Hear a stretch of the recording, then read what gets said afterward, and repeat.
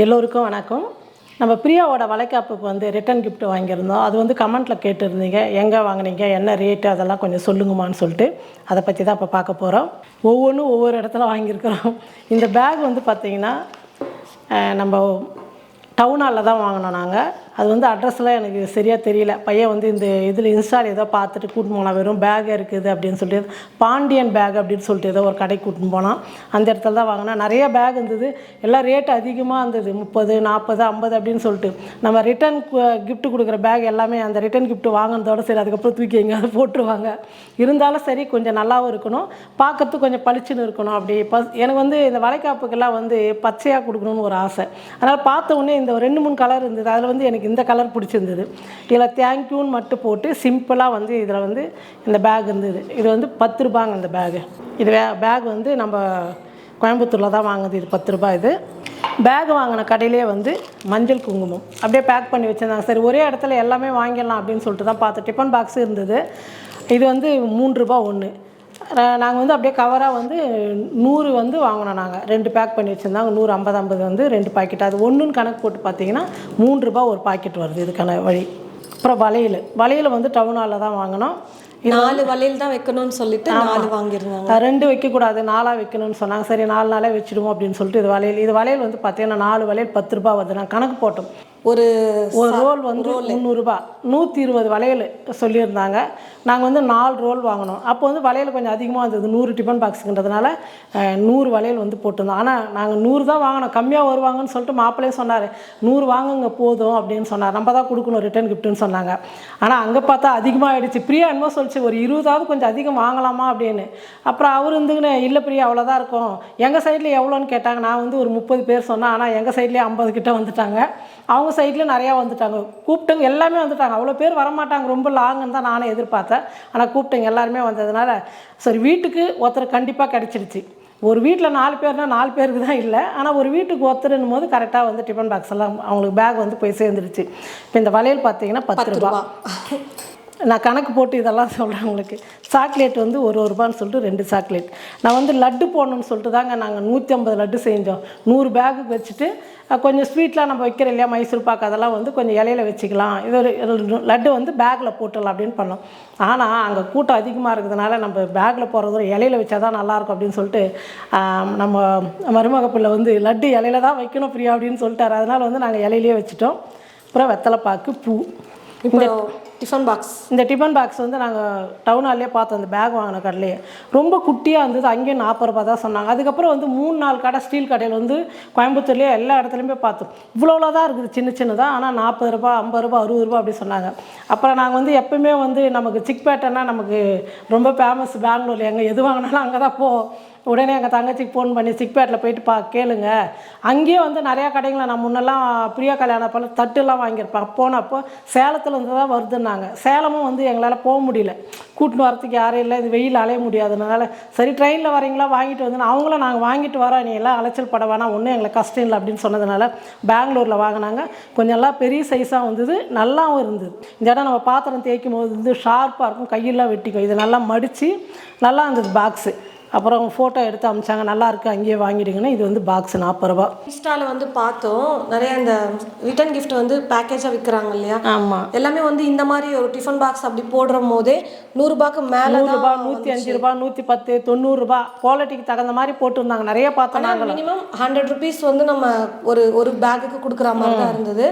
சரி நம்மளே வந்து ரெடி பண்ணால் இதே தான், வேறு ஒன்றும் அங்கே பெருசாக இல்லை, இதே தான் நம்ம என்ன போகிறோமோ அதுதான் போட்டுருந்தாங்க. சரி நம்மளே வாங்கி இது பண்ணால் நமக்கு எப்படின்னு சொல்லிட்டு பார்த்தோன்னாங்க. இதில் நமக்கு வந்து 40, இது ஒரு 10, 50, வளையல் ஒரு 10, 60, 63, சாக்லேட் ஒரு 2, 65, வெத்தலைப்பாக்கு. இப்போ வெத்தலைப்பாக்கு கடையில் போட்டால் பூ வெத்தலைப்பாக்கு சேர்த்து 5 ரூபா ஆகும். அது வெத்தலைப்பாக்கு பூ எல்லாம் சேர்த்து 5 ரூபா பண்ணிக்கணும். நாங்கள் 70 ரூபாங்க ஒரு பாக்ஸுக்கு வந்து நம்ம 70 ரூபா கணக்கு. நமக்கு அப்படி கூட ஒரு 30 ரூபா மீதியானால் கூட 3000 ரூபா நமக்கு மீதியான மாதிரி 100 பாக்ஸுக்கு. அதனால் நம்மளாம் வாங்கி இந்த மாதிரி பண்ணும் போது நமக்கு ஒரு நல்லா இதெல்லாம் வாங்குகிற அனுபவம் இருக்குது. அதே மாதிரி நம்ம எல்லோரும் சேர்ந்து இதெல்லாம் கிஃப்ட் பேக் பண்ணுறதுலாம் ஒரு நல்ல ஒரு இதுவாக நல்லா இருந்தது. அதனால் 70 ரூபாயில் வந்து நாங்கள் ஒரு பேகுக்கு வந்து கிஃப்ட்டுக்கு வந்து ரெடி பண்ணிட்டோம். அதே பேக் வாங்கின கடையில் தான் வந்து இதுலேயே இன்னொன்று ஆட் பண்ணணும்னு ஆசைப்பட்டாங்க, ஆனால் பட் முடியல. காப்பரிசி, கட்டரிசி. கட்டரிசி அது வந்து நைட்டு தாங்க நான் வந்து பண்ணேன். இதெல்லாம் பேக் பண்ணி நான் உங்களுக்கே போன வீடியோவில் சொல்லியிருப்பேன். தட்டு வரிசெல்லாம் வச்சுட்டு விடிய காலம் வந்து 4 மணிக்கு தான் நான் கட்டரிசி பண்ணேன். அப்போ வந்து அதில் 100 போட முடியல, ஓரளவுக்கு போட்டேன் நான், ஆனால் முடியல. அப்போ என்ன பண்ணேன்னா எல்லாருக்கும் நம்ம சொந்த பந்தெல்லாம் வரவங்களுக்கு பலகாரம் கொடுத்து அனுப்பு இல்லையா, அவங்களுக்கு வந்து போட்டு கவரில் வந்து போட்டு கொடுத்துட்டேன் நான். எல்லாருக்கும் 100 பேக்கில் போடணும். என்ன மெயின் வந்து வளைகாப்புனாவே அந்த கட்டரிசி, வேர்க்கடலை உருண்டை இதெல்லாம் தான் ரொம்ப ஃபேமஸ்ஸு. ஆனால் அந்த என்னால் பேக்கில் மட்டும் போட முடியல. மற்றபடி கொஞ்சம் பேர் கொடுக்க வேண்டியவங்களுக்கெல்லாம் ஓரளவுக்கு கொடுத்துட்டேன் நான் அந்த கட்டரிசியை. அப்புறம் இந்த பொம்மை வந்து அங்கே தான் வாங்கினேன். எனக்கு ரொம்ப பிடிச்சிது. போன உடனே பார்த்த உடனே நிறைய பேர் இந்த புதுசாக இப்போ தட்டுங்களெல்லாம் அலங்காரம் பண்ணி இவ்வளோ காசு ஆச்சு அவ்வளோ காசு ஆச்சுன்றாங்களா. அதெல்லாம் இல்லாமல் நம்ம ஒன்றாவது அழகாக நம்ம பொண்ணுக்கு வைக்கணும் அப்படின்னு சொல்லிட்டு நான் பார்த்தவொடனே எனக்கு இந்த சீமந்தம் பண்ணுற மாதிரி அந்த பொம்மை நல்லா இருந்தது. இதை வாங்கிட்டேன் நான். இது வந்து ரேட்டு கொஞ்சம் அதிகம் தான், 600 ரூபாய் இது ரேட்டு, பொம்மையோட ரேட்டு. ஆனால் ரொம்ப அழகாக இருந்தது. சரி அடுத்தடுத்து நம்ம வீட்டில் ஒரு கொலு பொம்மை மாதிரி வச்சுக்குவோம், தேவையும் படுன்றதுனால இதை நான் விரும்பி வாங்கினேன். அழகாக அந்த தட்டில் வைக்கிறதுக்கு சூப்பராக பொம்மை வாங்கினேன். மண்டபத்தில் வந்து யார் யார் என்னென்ன கிஃப்ட்டு வச்சாங்க, பிரியாவுக்கு வந்து என்னென்ன வீட்டுக்கு தேவையானதெல்லாம் அப்படின்னு சொல்லிட்டு வீடியோ எடுத்துருக்குறோம். அதுவும் நீங்கள் பாருங்கள். எல்லோரும் வந்து பார்த்தீங்கன்னா இந்த மாதிரிலாம் பண்ணுவாங்க, நான் எதிர்பார்க்கல. ஏன்னா வளகாப்புன்னா அம்மா வீட்டில் சீர் வைப்பாங்க அப்படி தெரியும். ஆனால் எல்லாருமே ட்ரெஸ்ஸு, அப்புறமா அது இதுன்னு எல்லாமே பழம் அதெல்லாம் தட்டில் வச்சு கொடுத்தாங்க. அப்புறம் கிஃப்ட்டு வந்து பார்த்தீங்கன்னா நான் நிஜமாவே எதிர்பார்க்கல. கல்யாணத்தை விட இப்போ வந்து கிஃப்ட்டு கொஞ்சம் நிறையா வந்திருக்கிற மாதிரி இருக்குது. இங்கே வந்து பார்த்தீங்கன்னா அக்கா பையன் வந்து பொம்மை, ஐயோ தூக்கவே முடியலையே, ஒவ்வொன்றா காட்டுறேன் மறைச்சு போயிடலாம். அக்கா பையன் வந்து பொம்மை வாங்கி கொடுத்தான். அப்புறமா இங்கே எப்படிங்க அப்படி வச்சுருங்க. இன்னொன்று வந்து பார்த்தீங்கன்னா அப்போ தான் மிஷின் தெரியும். இங்கே வந்து ஷர்மிலா அக்கா வந்து பார்த்தீங்கன்னா வாஷிங் மிஷின் வாங்கி கொடுத்தாங்க. என்கிட்ட எதெல்லாம் இல்லையோ அதெல்லாம் வந்து இந்த வாட்டி எல்லாருமே வாங்கி கொடுத்துருக்காங்க, கேட்டு பார்த்து. நான் வந்து ஒரு சில வேணான்னு சொன்ன உடனே உன்னை கேட்கவே வேண்டாம், நாங்களே வாங்கிட்டு வந்துடுறோம் அப்படின்ட்டு வாங்கிட்டு வந்திருந்தா இது எல்லாமே. வாஷிங் மிஷின் இல்லை, வாஷிங் மிஷின் வாங்கிட்டு வந்து கொடுத்தாங்க. அப்புறம் ஒரு 5 பேர் சேர்ந்து வந்தாலே வீட்டில் குக்கர் இல்லை சாப்பாடு செய்யறதுக்குன்னு எங்கள் சித்தி வந்து குக்கர் வந்து வாங்கிட்டு வந்து கொடுத்தாங்க. 12 லிட்டர் போட்டிருக்கு. இப்போ இங்கே வந்து பார்த்தீங்கன்னா ஏசி வாங்கலாம் நாங்களும் நினச்சிட்டு இருந்தோம். அதுக்குள்ளே வளகாப்பு வந்துருச்சுங்களா, அதனால் அந்த பட்ஜெட்டில் நாங்கள் ஏசியை கேன்சல் பண்ணிட்டோம். அக்கா வந்து ஏர் கூலர். எங்கள் ஆயா வந்து பார்த்தீங்கன்னா கிரைண்டர் வாங்கி கொடுத்தாங்க. என்கிட்ட கிரைண்டர் இல்லை, நான் மிக்சியிலே தான் அரைச்சிக்குவோம் மாவு, அதில் கிரைண்டர் வாங்கி கொடுத்தாங்க. இதுவும் வந்து ப்ரெக்னெண்ட்டாக இருக்கிற மாதிரி பொம்மை வந்து வாங்கிட்டு வந்து வச்சாங்க. ஃபங்க்ஷன் வந்து ரொம்பவே ஹாப்பியாக நடந்துச்சு. நான் வந்து கல்யாணம் ஆகும்போது கிரைண்டர் கொடுக்குறேன், வாஷிங் மிஷின் கொடுக்குறேன் அப்படின்னு சொன்னேன். பிரியாவில் எனக்கு வாஷிங் மிஷினே வேணாம், நான் கையில் தான் துவைப்பேன் துணி, எனக்கு வாஷிங் மிஷின்லாம் பிடிக்கல. அங்கே கூட நம்ம வீட்டில் இருக்கும்போது நிறையா துணி வந்து தேவைன்னா நம்ம வாங்கிக்கலாம், தேவையில்லாதப்ப வாங்க 2 பேர் தானே. அதே மாதிரி அது ரொம்ப சுருக்கமாக பிரியா பிடிக்காது. ஆனால் உண்மையிலே அது ஓப்பனாக இப்போ எதிர்ப்பே சொல்லிடுறேன் அவங்க எதிர்க்கா. அப்புறம் நீ தேவைன்னு சொல்லக்கூடாது. அங்கே கூட வந்து பிரியாவோட துணியெல்லாம் கையில் தான் துவச்சிக்கும், மிஷின்லலாம் அந்த அளவுக்கு ரொம்ப போடாது. எனக்கு வேணாமா வாஷிங் மிஷின் வேணும்னா நான் வாங்கிக்கிறேன், எல்லாமே நீங்கள் வாங்கி கொடுக்கணும்னு இல்லை, இப்போ எனக்கு வேணாம் அப்படின்னு. ஆமாம், யார் வச்சா இந்த ரூல்ஸ்ன்னு தெரியல, பொண்ணு வீட்டிலேருந்து எல்லாத்தையும் வாங்கி கொடுக்கணும். அதனால வந்து பிரியா வேணாமானதுனால நாங்களும் வந்து அப்போ வாங்கி கொடுக்கல. கிரைண்டர் வந்து நான் சொன்னேன், பிரியா கிரைண்டர் வாங்கிக்க, மிக்சிலே மாவு அரைக்கிறது கஷ்டம் அப்படின்னு. நானும் பல வருஷமாக வந்து மிக்சியில் அரைச்சின்னு இருந்தாலும் தான் அதுக்கப்புறம் கிரைண்டர்லாம் வாங்கினேன். ஆனால் நம்ம வந்து ஒரு 4-5 பேர் இருக்கிறனும் போது 1 கிலோ 2 கிலோ போடும், ஓகே. பிரியா வந்து 2 பேர் தானே, அதுவும் கோயம்புத்தூர்லேயே அங்கே இருந்ததுனால நான் மாவு அரைச்சி வாரத்துக்கு 1 நாள் 2 நாள் எடுத்துகிட்டு வந்து கொடுத்துருவேன். அதனால் வேணாம்மா நீங்களே கொடுத்துட்றீங்க, அதுவே எங்களுக்கு போதும், கிரைண்டர் போட்டு நான் எங்கே அரைக்கிறது வேணான்றதுனால சரி நாங்கள் தனியாக எங்கேயாவது ரொம்ப லாங்கில் போனப்போ தேவைப்படும் அப்போ வாங்கிக்கிறேன், இல்லை வாங்கி கொடுங்க நான் வாங்கிக்கிறேன் அப்படின்னுச்சு. அதனால் நானும் வெயிட் பண்ணியிருந்தேன். அப்புறம் நம்ம சொந்தக்காரங்களாம் எல்லாருமே என்ன பண்ணுவாங்க, என்ன இல்லையோ அதை கேட்பாங்க, இது இல்லையா இதை வாங்கி தரோம். அதனால் வந்து அது பிரச்சனையே இல்லை, எது இல்லைன்னு சொன்னாங்களோ அது வந்து நமக்கு வாங்கி கொடுத்துட்டாங்க. நான் வந்து எல்லோரும் வைப்பாங்கன்னு தெரியுங்க, ஆனால் இந்த அளவுக்கு எல்லாருமே வைப்பாங்க பேண்ட் ஷர்ட்டு புடவை ஜாக்கெட்லாம் எதிர்பார்க்கல. என்னென்ன வச்சுருக்குறாங்கன்னு சொல்லிட்டு அதை நம்ம பார்க்கலாம். நம்ம போர் மாதிரி குவிச்சு வச்சுருக்கீங்க. ஆமாம், இவ்வளோ ட்ரெஸ் வந்ததுங்க பிரியாவுக்கு வந்து. சில பெங்களூர் சைடில் வந்து சில பேர் வந்து அந்த பக்கம் கர்நாடகாவில் வந்து வளைகாப்புன்னா வெறும் சேரீ மட்டும் தான் வச்சு கொடுப்பாங்களாம். அதனால் அந்த ஊர் பிரகாரம் அங்கே இருக்கிறவங்க வந்து எங்கள் அக்கா மருமக, அப்புறம் வந்து எங்கள் அண்ணன், எங்கள் பெரியப்பா பையன், இவங்கெல்லாம் வந்து வெறும் சேரீ மட்டும் எடுத்துகிட்டு வந்தாங்க. மீதி எல்லாருமே வந்து பேண்ட் ஷர்ட்டு, வேஷ்டி சேலை, வேஷ்டி சட்டை, புடவை, இந்த மாதிரி வேஷ்டி செட்டாக இப்போ வருது இல்லை மேட்சிங்கிறால அந்த மாதிரி எடுத்து எங்கள் பெரியம்மா பையன், பெரியப்பா பையன், எங்கள் அக்கா மருமக, அப்புறம் வந்து எங்கள் அண்ணி ஒருத்தர் திருத்தலில் இருக்காங்க லக்ஷ்மின்னு சொல்லிட்டு, அப்புறம் வந்து எங்கள் மாமா வீட்டில் ஒன்று, தாய் மாமா வீட்டில் ஒரு பேண்ட் ஷர்ட்டு, அம்மா, எங்கள் தங்கச்சி, அப்புறம் வந்து இன்னொரு தங்கச்சி பெரியம்மா பொண்ணு, தங்கச்சி பொண்ணு, இவ்வளோ பேரும் எடுத்துன்னு வந்து வச்சாங்க. ஆமாம், எல்லாருமே வந்து எடுத்துகிட்டு வந்து வச்சாங்க ட்ரெஸ் இவ்வளவும் வச்சாங்க. பிரியா வீட்டுக்காருக்கும் இன்னும் 2 வருஷத்துக்கு பிரியாவுக்கு வந்து சாரீ ஏதாவது ஃபங்க்ஷன் ஆனால் இதே கூட பிரியா வச்சு குத்துறேன் நான். எல்லாமே நல்லா இருக்குது, எல்லாமே பார்டர் வச்சு பட்டு போட மாதிரி இருக்குல்ல. சரி, ஒவ்வொன்றா கட்டுங்க. சூப்பராக இருக்கு பாருங்கள், நல்லா இருக்குது. சிம்பிளாக பார்டர் ஒன் சைடு நல்லா இருக்குது. ஆமாம், மேலே வந்து குட்டி பார்டரு, கீழே வந்து பெருசாக பார்டர்.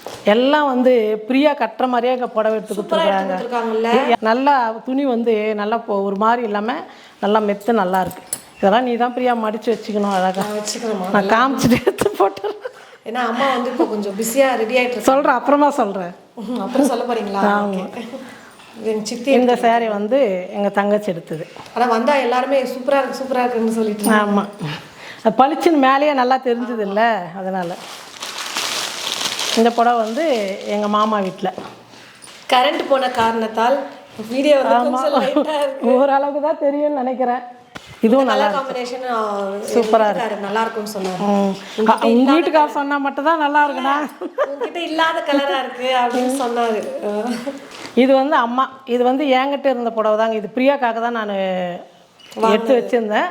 எங்கள் அம்மா வந்து புடவை இருந்தால் வச்சுடு, எல்லாமே எதுக்கு புடவை வைக்கிறதுன்னு சொல்லிட்டு காசு 2000 கொடுத்துட்டாங்க. அதனால் புடவை, இந்த புடவை தான் பிரியாவுக்கு. இதுவும் நல்லா இருக்குல்ல. இது வந்து இன்னொரு பெரியம்மா பொண்ணு, இன்னொரு தங்கச்சி எடுத்து கொடுத்தது. இதுவும் நல்லா இருக்குது. கலர் வெங்காய கலருன்னு சொல்லுவாங்க, வெங்காய தோல் கலர். இந்த புடவையும் பிடிச்சிதா பிரியா? நல்லா இருக்கு. இது மோஸ்ட்லி இப்போ வச்ச எல்லா சாரியுமே எங்கிட்ட கலர் அந்த மாதிரி இல்லாத கலர் தான், கலர்ஸ் தான் எல்லாமே. இது வந்து எங்கள் தம்பி, எங்கள் பெரியம்மா பையன், எங்கள் தம்பி எடுத்து வச்ச புடவை நல்லா இருக்குது. க்ரீன் கலரு பார்ட்ரு, முந்தி.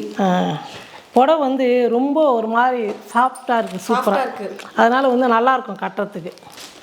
இது வந்து எங்கள் பெரியம்மா பொண்ணு, நல்லா இருக்கு பிரியா. இதுவும் சாஃப்டாக தான் இருக்குது, நூல் கட்டிட்டு இருக்குது. அதனால் அப்படியே காமிச்சிட்றேன்.